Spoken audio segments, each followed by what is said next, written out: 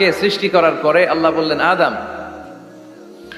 সাল্লিম আলা উলাইকা নাফার, বুখারীর বর্ণনা, ফেরেশতাদের এই দলটাকে তুমি সালাম দাও। সাইয়েদনা আদম আলাইহিস সালাম অহংকার করেন নাই, তিনি বলেন নাই যে কেন দিব, ফেরেশতারে বলেন না আমারে দিতে, এটা বলছে না, উনি সালাম দিলেন। ফলে ওনার অন্তর থেকে অহংকার মুক্ত করে দিল কে? আল্লাহ।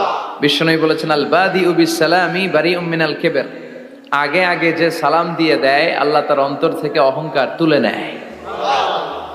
মান কানা ফি কলবিহি হাববাতু খারদাল মিনাল কিবর লা ইয়াদখুলুল জান্নাতা আবাদা, যার অন্তরে যাররা পরিমাণ অহংকারের ছিটে ফোঁটা থাকে সে আল্লাহর জান্নাতে ঢুকতে পারবে না।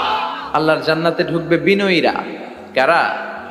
যারা বিনয়ী, মুতাওয়াদি, হাম্বল, যাদের মধ্যে হাম্বলনেস আছে, যারা বিনয়ী, তারা জান্নাতে ঢুকবে।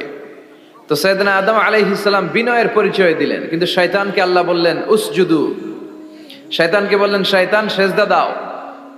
ফেরেশতাদেরকে যখন অর্ডার করেছে সেজদা দাও, শয়তান বলল আল্লাহ আমি সেজদা দিব না, অহংকার করলো, সে নিজে নিজে উপরে উঠতে চাইলো। সে বলল খলাকতানি মিন নার ওয়া খলাকতাহু মিন তিন, আপনি আমাকে বানিয়েছেন আগুন দিয়ে, আগুনের ধর্ম উপরের দিকে ওঠা, আগুন জ্বালিয়ে দিলে লেলিহান শিখা কই যায়? উপরে যায়। ওয়া খালাকতাহু মিন তিন, আর আদমকে বানিয়েছেন আপনি মাটি থেকে, তা আমি কেন সেজদা দিব? আদমই না আমারে দিবে। আল্লাহ শয়তানকে চির জাহান্নামী বানিয়ে দিল। চিল্লায় বলেন ঠিক কিনা?